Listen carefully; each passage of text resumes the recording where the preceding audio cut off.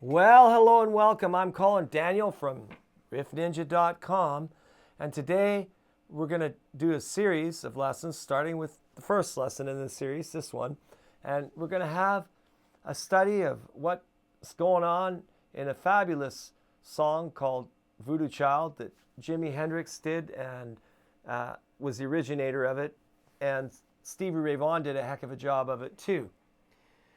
And as I said, it's a series of 3 lessons, and this is lesson number 1. Lesson number 1 is going to cover the bass riff, the main hook riff. This is this.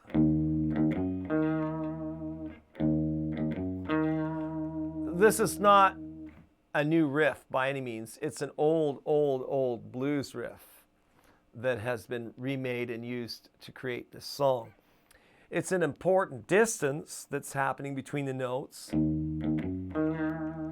which makes it what it is. All riffs and all solos come out of a scale.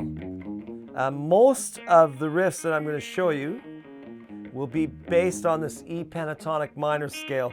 Now, if you're watching this video, you should actually know the scale, and if you don't, you'd better just shut me down for a bit and practice the scale. It'll really help you get the riff down. So it's based on E pentatonic minor. We're in a minor key, sort of. It's sitting on the edge, right? But we're in a minor key. And we're going to take these notes here, 3 notes.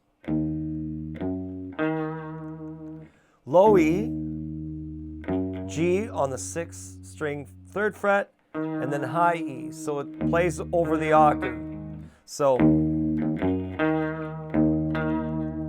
that's what's going to happen. Strike the E.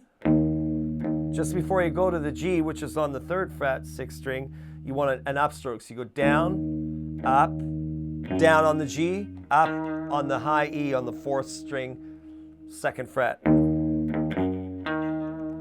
Down, up, down, up. Down, up, down, up.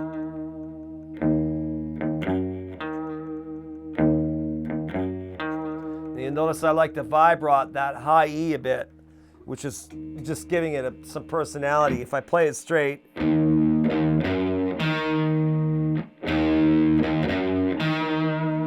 Now the distance from the E to the G is our important distance. That E to G move makes it definitely a minor tonality. Now we add the chord to the riff.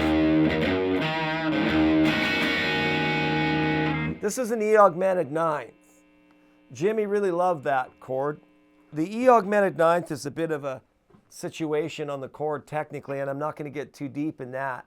But what I want you to know is that this E augmented 9th is a combination of E major, E 7th, and the augmented 9th. Augmented means raised.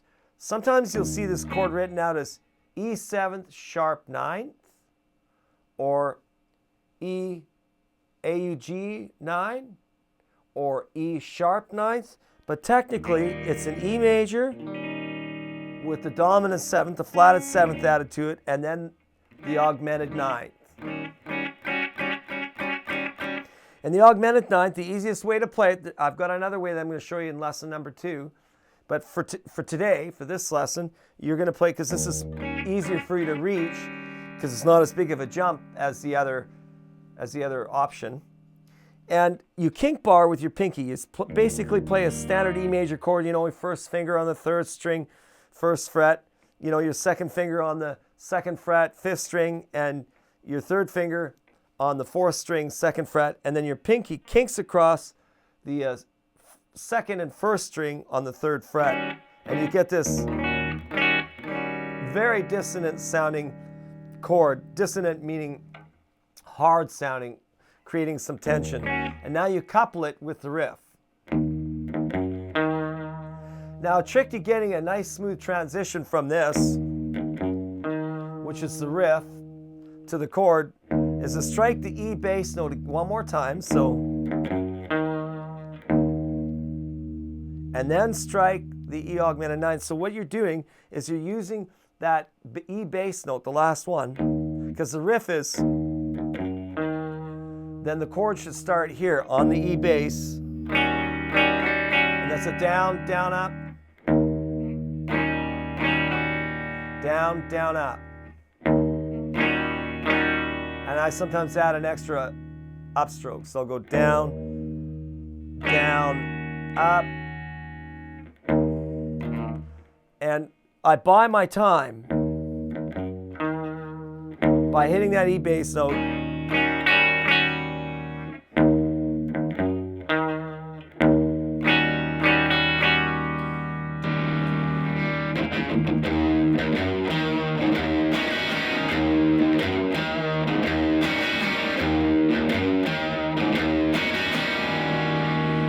So you see how I'm buying time by going, striking the E bass note and then strumming the chord.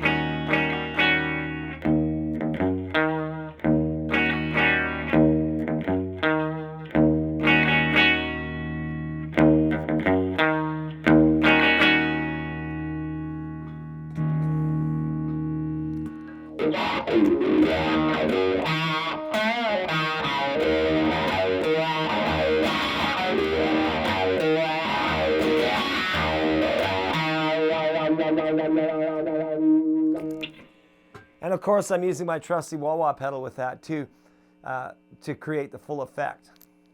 Well, I hope you found this informative, and if you're interested in learning more great guitar riffs and more great guitar like this, you'll want to check out my Riff Ninja site at riffninja.com. All right, thanks for your time. Have fun. See you later.